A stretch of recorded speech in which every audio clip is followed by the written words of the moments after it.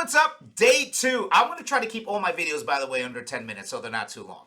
So we talked yesterday about pre-approvals. Now we're going to go step by step every day about, buying a house and the difference between buyers and sellers market. Now, I'm going to explain something to you so you understand. When you're getting pre-approved, right, I'm always saying work with a local lender, especially if you're from out of state. When you're trying to buy a house in Florida, Tampa, and you're using a lender in California or Chicago, New York, there's a difference of using a bank/lender in a buyer's market and in a seller's market. And I'm going to break it down for you so you understand what the biggest difference is. Okay, let's say one bank is offering you, again, let's just say 3%. And the other bank or lender is offering you 3.2%. Now, what's best for you is the 3% as the buyer, right? And that's just a big bank or somebody else. But the 3.2% is like a local lender that people know. Let's start. Ready? You all follow me here? Okay. In a buyer's market is a market where there's so much inventory. The buyers are the king and the queens. They can do whatever they want. And in a buyer's market, homes are not selling like in this market within a week. It might take 90 days, right? A buyer's market is more relaxed for the buyers. They go to the open house. They come back. There's 500 houses on the market. Ready? In Riverview, in the last year, there might have been an average of 70 to 90 homes in all 4 zip codes. In a buyer's market, 500 homes to 700 homes, okay? So there's so much inventory that it doesn't matter who you work with. It makes no difference. You are looking at you. You're what's best for you because you're the buyer. Whatever's best for me works. This closing date works for me. I'm working with this bank. I want this. You're going to do what's best for me because that's a buyer's market. So when you get a bank or whatever, whoever you're working with, it's irrelevant to me as a listing agent because I'm so happy I finally got an offer, right? In a seller's market, it's what's best for the seller because there's no inventory. And even though you, the buyer, might say, well, I got an interest rate of 3% for this, let me explain. You are a buyer and I'm the listing agent. And I have 40 offers that came over. And let's say the top 4 best offers are all the same. We're not talking about cash. We're just talking about getting financing. And this person's using a bank, the horrible bank that I can't stand. But this buyer's got a great interest rate from it. But I don't care what they got. Their pre-approvals from this bank. And this bank drives me nuts. And this bank or lender, I know this. Oh, they're awesome. I deal with them all the time. I've closed 20 houses with them. They're amazing.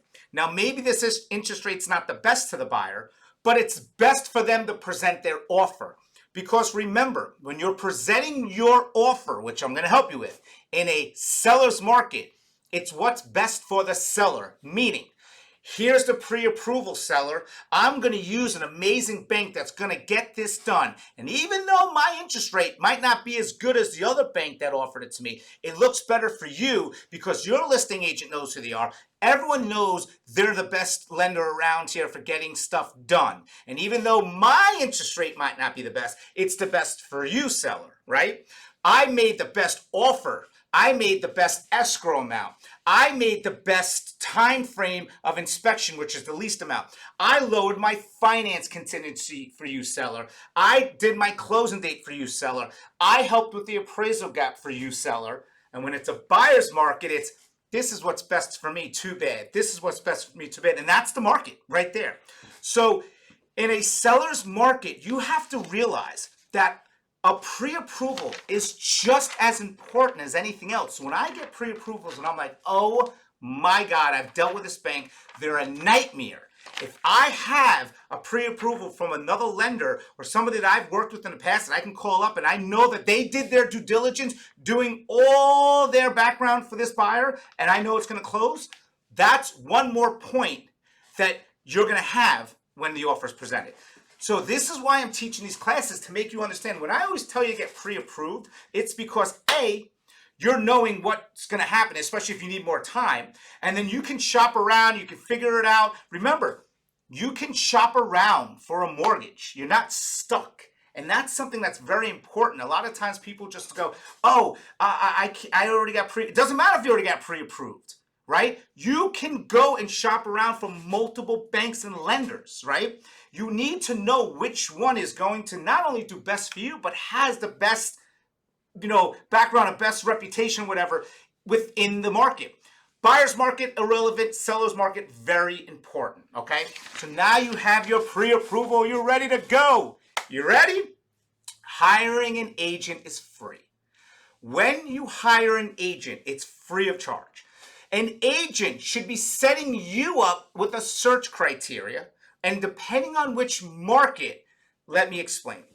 In a seller's market, things are coming on the market, they're gone. So when you're looking on Zillow, or sometimes Zillow is not as fast as like an MLS or Matrix. So I'm going to a listing appointment right now, and I meet the seller. They decide to sell. I come home, we do all the paperwork, do the pictures. I fill out the MLS on the computer, and I press enter. Bam! The second I press enter, it is now on the MLS system. And all the agents and myself that have filled out a criteria for the buyers for what they're looking for, they're going to get these automated emails. But everyone else that's looking on Zillow and Realtor and everything, there might be a little gap when that IDX hits that site. So you might not get that alert right away. A lot of times, or don't drive around looking for sale signs. That's like the worst thing. And I'll tell you this much. What's going to stop you from getting a house in this market is being very stubborn as a buyer. I would say about 50 times a week I get a phone call from one of my signs. Hey, I'm calling about this house. I'm like, it's been on the contract. And I said, I always have this theory. It goes, by the time the sign is put up, the house is already on the contract. And I said, if you want, I can just put you on the search criteria. I'll set you up. I don't bother. No, I don't need that. I don't need that. And I've had the same person call me like 3 or 4 times. And then they get upset. I can never find anything. I go, so why don't you just get set up on a search? I don't want to. It's like, if you want a house, you got to play the game, right? In a seller's market. So you want to get an agent, say, set me up on that search criteria and let me know what's coming on the market. And this is why in this market, you need someone who does this nonstop, because you got your pre-approval. You're ready to buy a house. House comes on the market. Hey, I need to see this house right away. Oh, I don't work. I have another job, or I don't answer my phone. Boom, house is gone. What are you doing?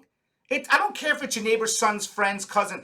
You got to get somebody that is working their you-know-what off for you in this market, because that, you got your pre-approval, right? Super important.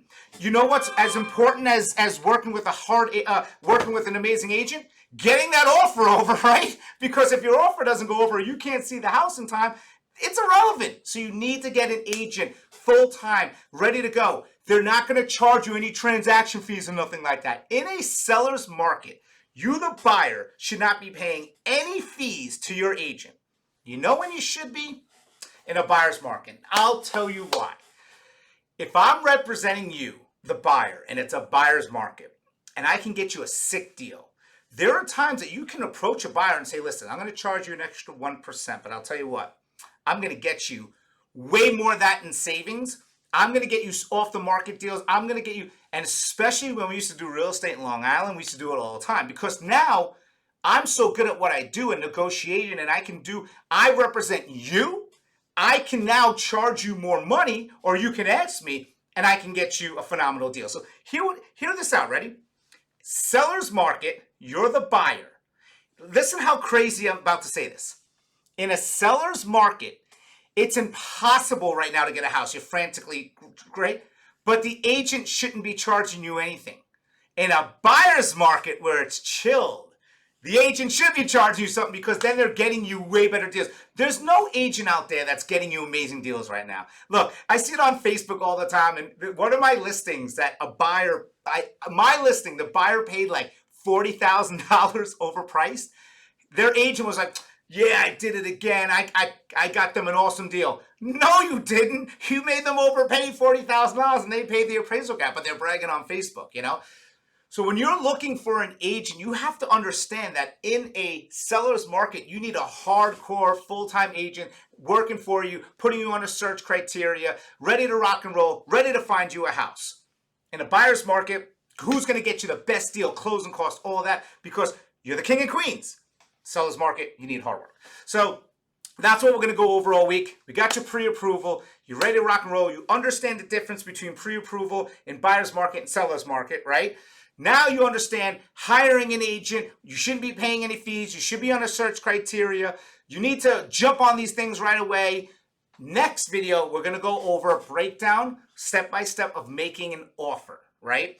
When you have the house, the difference between making an offer in a buyer's market, the difference between making an offer in a seller's market. I totally went over 10 minutes, my bad. So we're going to showcase both avenues. We're also 100% going to go over the differences, right, in closing cost and how they come into huge play, the appraisal gaps, okay, making multiple offers using the as-is contract. I'm going to break that all down for you. So any questions you have, let me know. It was a long video, but it was worth it. More to come tomorrow. Breakdown, buying a house.